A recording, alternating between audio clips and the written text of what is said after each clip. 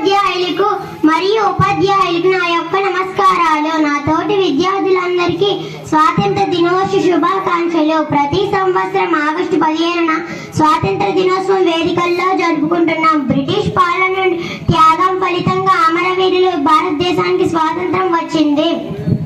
దాదాపు 200,000 పాలనలో భారతదేశం అయిష్టంగా, ఆర్థికంగా, సామాజికంగా, సాంస్కృతికంగా ఎంతో నష్టపోయింది.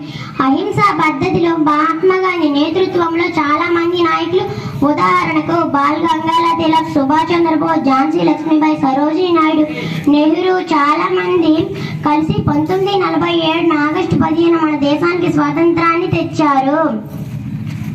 ప్రతి సంవత్సరం భారతీయులందరూ జాతి, కుల, మత వర్గాలకు జాతీయ పండుగను జరుపుకోవాలి. మన కోసం, మన స్వేచ్ఛ కోసం మన స్వేచ్ఛ కోసం పోరాడిన వారికి ఒక్కరోజు గుర్తు చేసుకోవడం కాదు, వారి